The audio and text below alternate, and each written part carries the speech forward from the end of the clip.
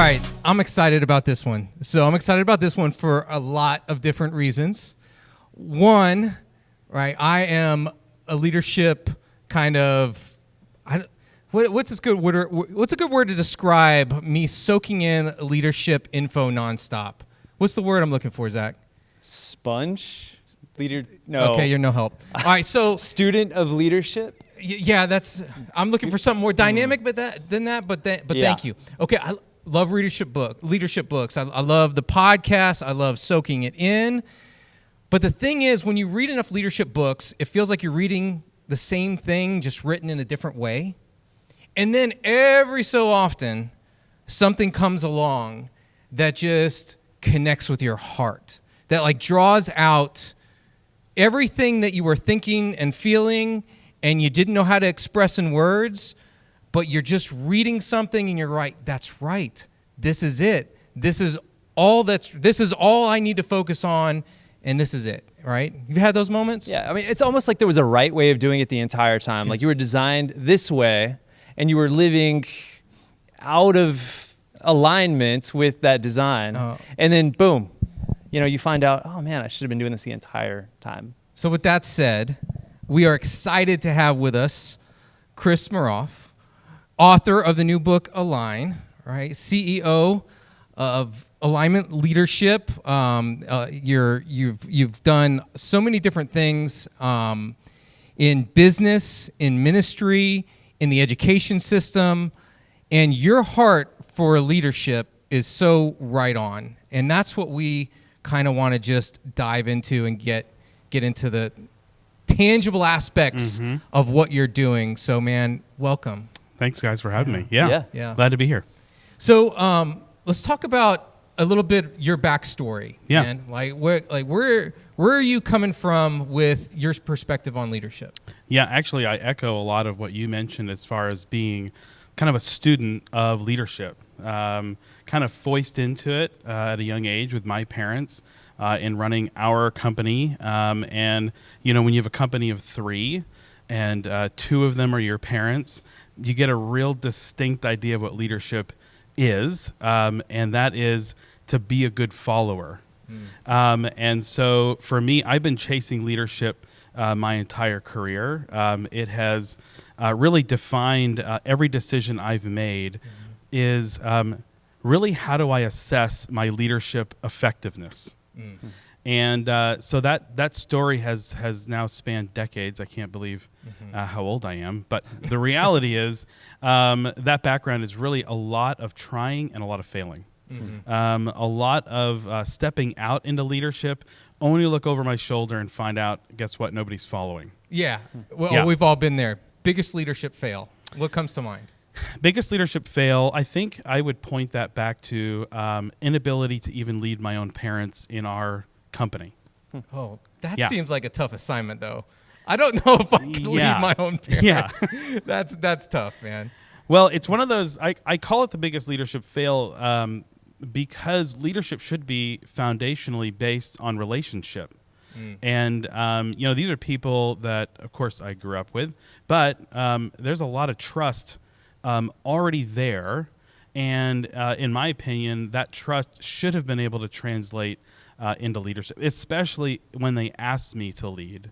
And then I couldn't seem to lead the organization the way they were wanting me to, ultimately couldn't lead them. So we all get the learning from our own failures. Yeah. And what was the biggest aha moment you had in the journey of leadership? It was when I moved from New England to Texas, and I worked with a gentleman, Jason Perkins, who just kind of embodied this concept of servant leadership.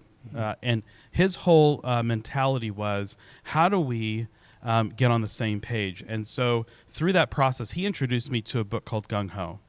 And seen the movie, haven't read the book. Okay.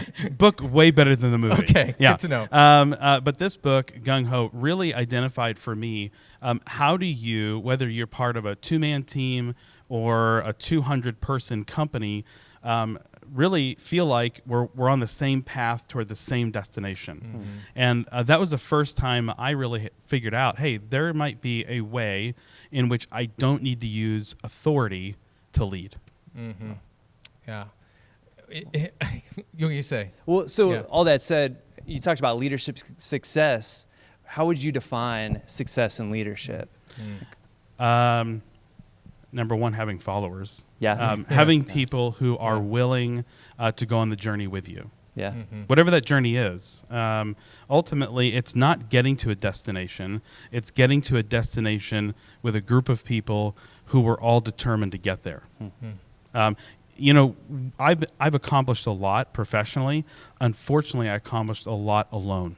Mm-hmm. And so for me, it's really defining it, getting to a destination, a goal, a purpose, a milestone with the people I care about. Mm-hmm. Yeah. That's good. So let's dive into the nuts and bolts of the book. So the book title is a line for easy but not simple steps, Correct. right? Yeah. To get employee not engagement, fulfillment. Correct. And you're very specific throughout the book that the goal is fulfillment. Yes. Right?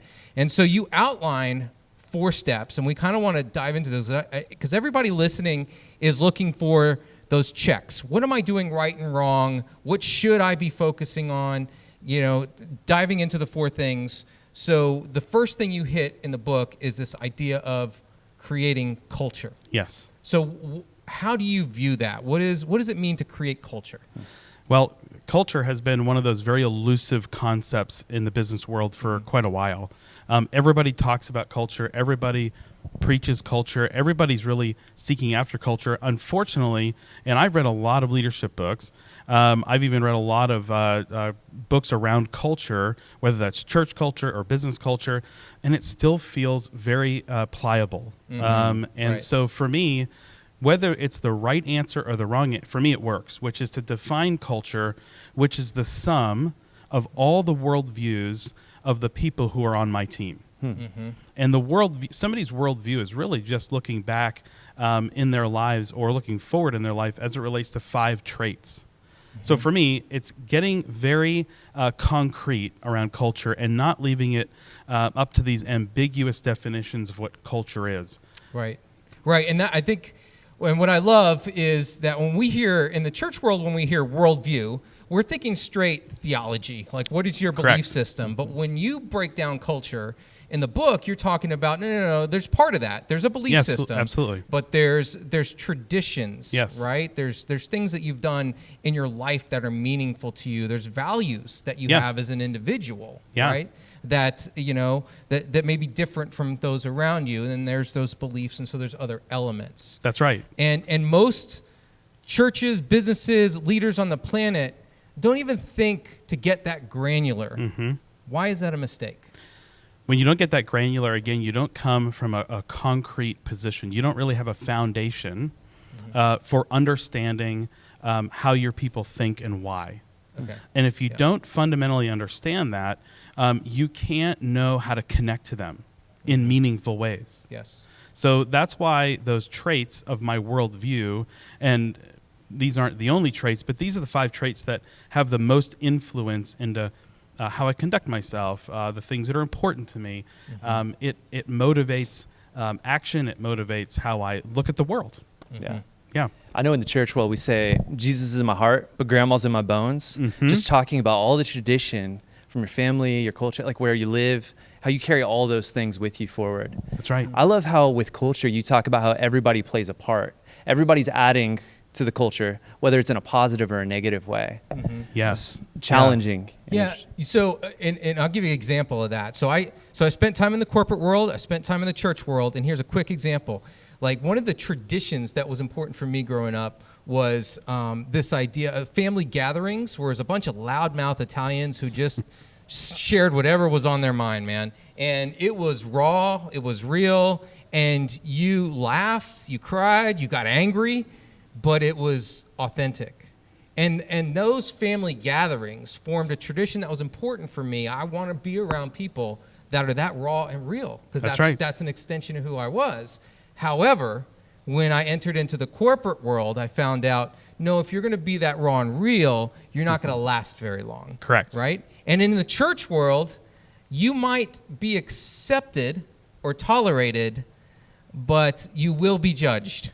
if you come out with stuff that's too raw and too real. That's right. So it was a struggle. That's right. It always is. Yeah. When I think of the 5 traits of our traditions, our preferences, our experiences, our hopes, and our beliefs, at any moment in time, we live out of one of those. But the one that generates the most movement, the most decisions that we can make is our beliefs. And so even though you might have had a tradition, when push comes to shove, if you're going to have to give up one of those, that worldview, or alter that in order to accomplish a purpose, maybe a paycheck, Right. you're going to lay that aside. Yeah. Because a paycheck, to be a man who takes care of his family, Right. was a belief that trumped a tradition. Yes. Yep.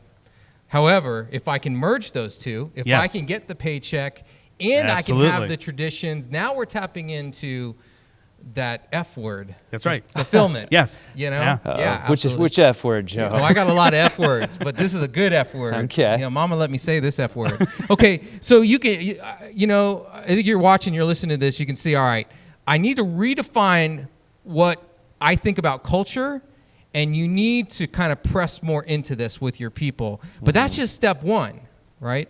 So then we take it to the next level, and we've gotten to a place as leaders where we have a great pulse and we've really defined culture, and there's a lot of practicals in how Yes. you do that in the book. But at some point you get to a point where it's like, all right, we know who we are and where we're headed, our purpose, Yes. but now we've got to figure out what we do. You call that step 2, prioritizing tasks. Yes. So what's the key there? What are we missing? Well, one of the things that we typically don't do in the business world is we don't evaluate how important it is to prioritize our time. So when we talk about prioritizing tasks, really that's kind of a buzzword way of saying, hey, how are you going to spend every moment of every single day? We have to budget that time out. And so when you're budgeting that time out, how do you determine how you're going to spend those minutes, those hours? And if you can't correlate that back to a purpose, which again is something that you've determined to make sure that you've defined your culture, then you really don't have a basis to be objective. Then it always is subjective. I mean, you've got employees who live in uncertainty about, hey, I think I'm supposed to work on this particular task. I hope my boss agrees with that. And so they might put their heart and soul into a task. They might even do it incredibly well. They hit a home run with that task. But their boss walks in and says, well, why are you working on that? I need you to be working on this. And so you've expended so much of yourself toward this task that somehow doesn't live up to the purpose that was set up either for your role or that department or the company. Yeah. Yeah. So we get to the point where we've got the culture, we've looked at the task and said, all right, these are the must-haves, Yes. right? These are the want-to-get-tos. That's right. And these are the ones that will just be out of business tomorrow, or we legally are bound to do. Right. That's how you're breaking those down. That's right. Right. You've got it aligned, but I think where I see it break down the most, and it's step 3 in your book, is like, how do you align the resources to those tasks? Because a lot of times it's all right, who's willing to do what? In the church world, it's who's willing to do childcare. In the business world, it's who's willing to do the TPN reports. I don't know what it is, but you have a different view on that. Yeah, we really have to understand our resources, whether that's money or people. And people, much more difficult to understand than money. Money's black and white. Getting to know your folks really takes diving into that worldview we talked about earlier. What makes them tick? What are their passions? What gets them up in the morning? What excites them? What are they doing outside of work? And how can we leverage who they choose to be in order to accomplish these tasks as a team or individually? Yeah, and I know if you're listening, because when I a long time ago, when I was thinking along these lines, I felt like it was snuffed out because the reality of, man, I just got to get stuff done today, and I need bodies to do this work. Yeah. The tyranny of the urgent, in a way, suppressed my gut that was saying, don't do that. My gut was saying, look for more of that alignment. Look for more, and if I don't have the alignment, make that a priority. I've got tasks that I know need to get done, but I've got nobody that wants to do them. My job as a leader has to be to resolve that, in some way, shape, or form. But I was never taught that. I was never encouraged to do that. It was more like a gut instinct of something I knew I should do, but then I didn't because I didn't see anyone else doing that around me. Yeah, you're right. I mean, the tyranny of the urgent is what, as a business leader, you feel actually is responsible. Yeah. Like you tie that to responsibility.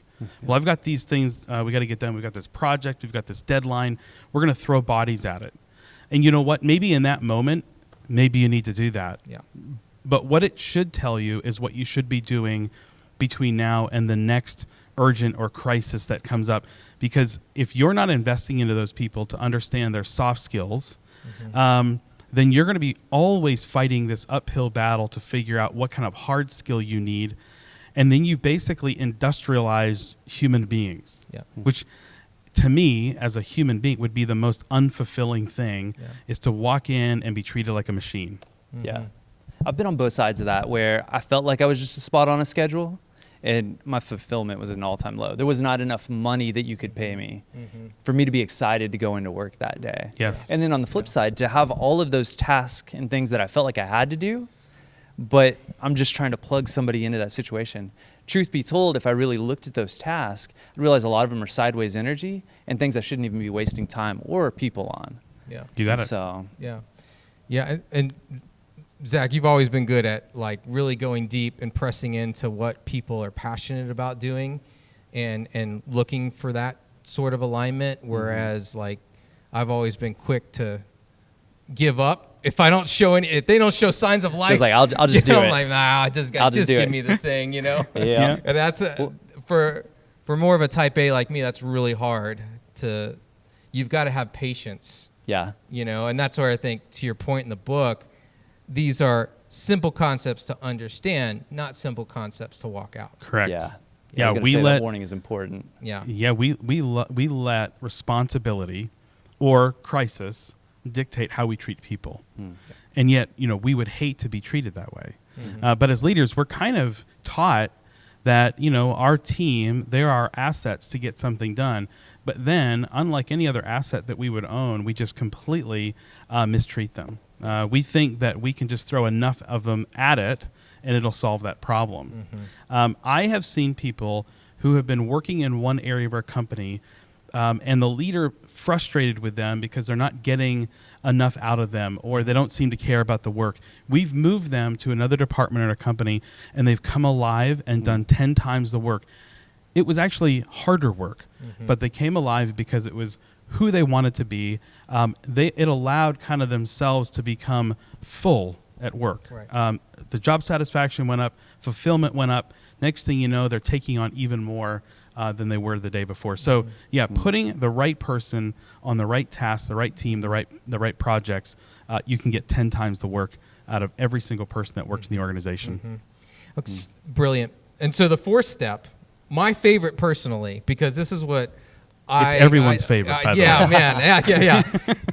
Creating success plans, not performance reviews, Correct. Success plans. Yeah. Talk to us about that.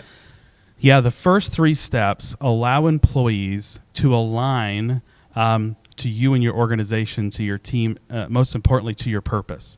It kind of opens that door. It says, this is who I am. This is what the purpose is. Will you join me? Yeah.